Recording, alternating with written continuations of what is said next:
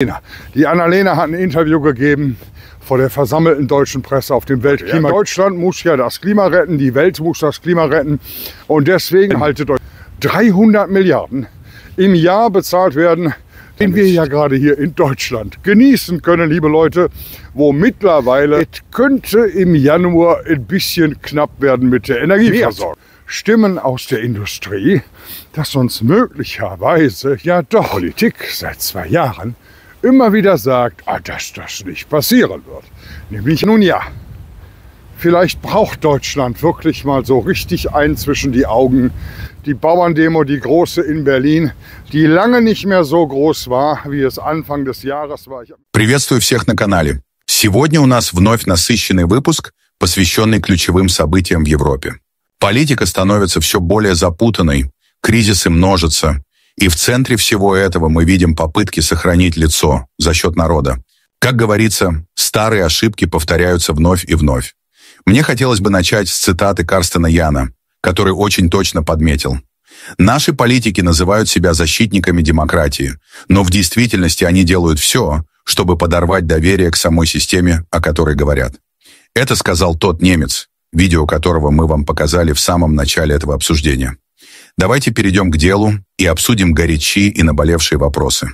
Анналена Бербок вновь удивила своей инициативой выделить 300 миллиардов евро на борьбу с изменением климата в бедных странах. На бумаге это выглядит благородно, но реальность такова, что финансировать эту амбициозную миссию придется немецким налогоплательщикам.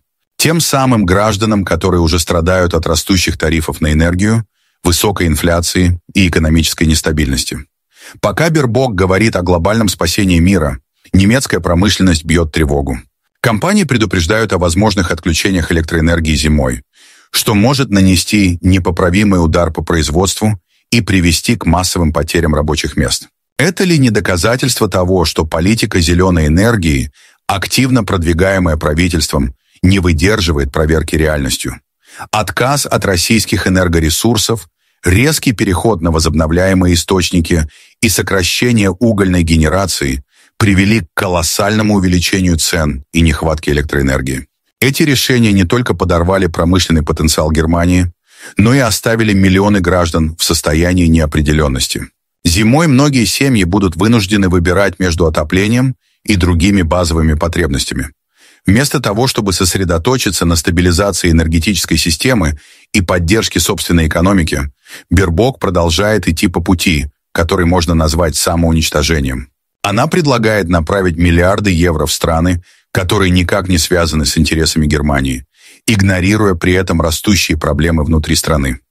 Немецкие предприятия все чаще рассматривают возможность переноса производства за пределы страны из-за высоких затрат.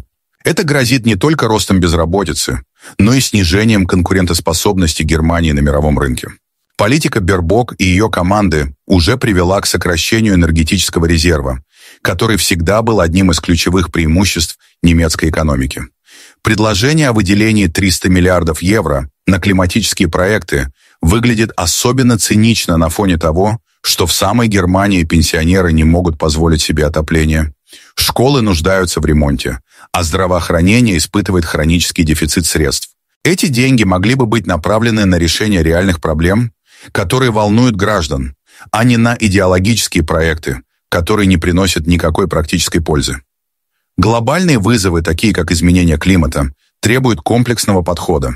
Но невозможно спасти мир, разрушая собственную экономику и обрекая миллионы людей на бедность. Политика Бербок – это пример того, как утопические идеи могут подрывать доверие граждан и экономическую стабильность целой страны. Штирия – это не просто регион в Австрии, это зеркало, в котором Германия может увидеть свое будущее. Сегодня здесь проходят выборы, которые могут стать знаковыми. Партия ФПÖ, как и альтернатива для Германии, АфД, в Тюрингии, сталкивается с объединением проигравших партий, которые делают все, чтобы не дать воле народа превратиться в реальные политические решения. Сценарий с формированием коалиции из проигравших партий – это явный вызов демократии. Если голос избирателей игнорируется, тогда какой смысл в выборах? Это показывает не только кризис доверия, но и осознанное стремление элит удержать власть любой ценой. Эммануэль Макрон продолжает следовать своей геополитической линии, отправляя ракеты в регион, где конфликт давно вышел за пределы рационального понимания. Это решение выглядит не только необдуманным, но и крайне опасным. Франция, как и Великобритания, продолжает поддерживать агрессивные действия, которые лишь усугубляют кризис и отдаляют перспективы его урегулирования. Поддержка этой политики со стороны западных элит вызывает немалое удивление.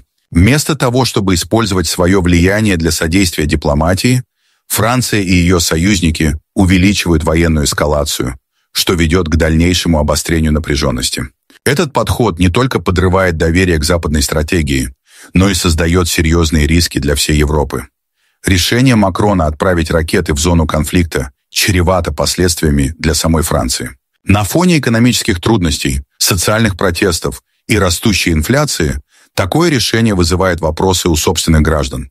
Французы уже сталкиваются с ухудшением уровня жизни, но их правительство вместо решения внутренних проблем предпочитает тратить ресурсы на внешние авантюры. Такая политика угрожает не только репутации Макрона, но и стабильности всей Европы.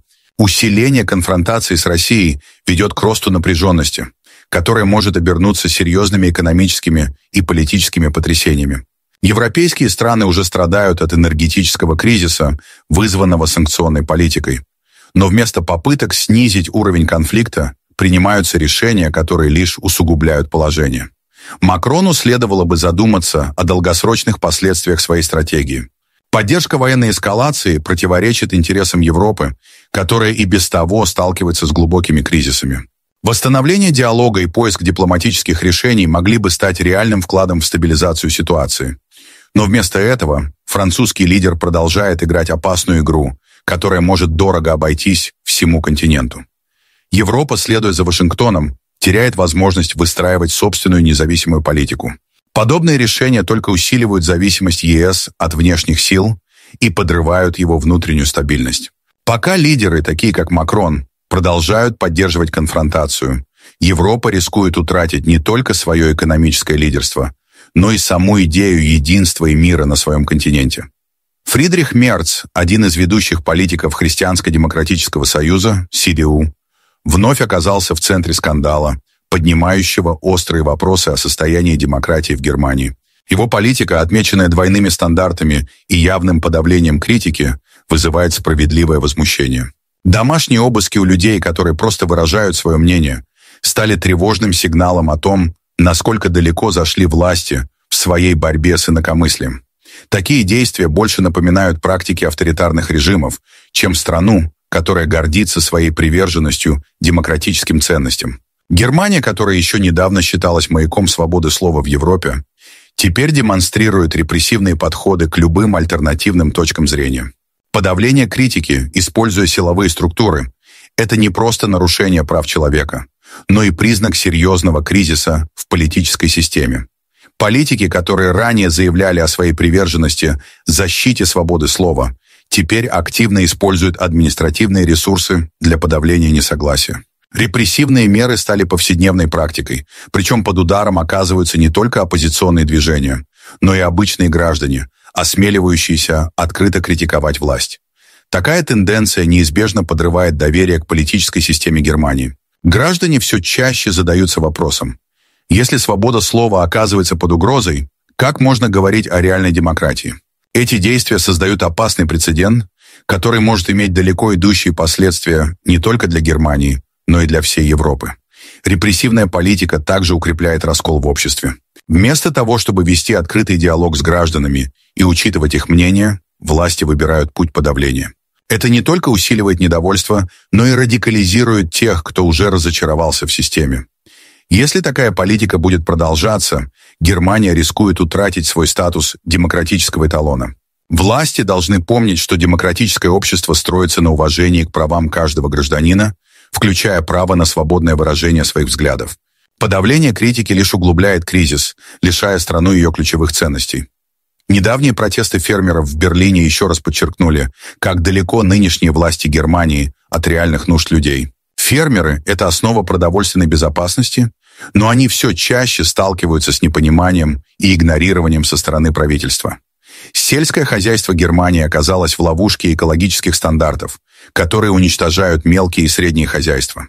Это не только угрожает продовольственной безопасности, но и ставит под удар целый сектор экономики. Европа стоит на распутье. Политические элиты продолжают игнорировать волю народа, принимая решения, которые лишь усугубляют кризис. Как отметил Карстен Ян, если политика не будет служить людям, она станет их врагом. Это неизбежно. Друзья, время задуматься о том, какой путь выбрать. Делитесь своими мыслями в комментариях. Подписывайтесь на канал и до встречи в следующем выпуске. Впереди нас ждут важные обсуждения и еще больше актуальных тем.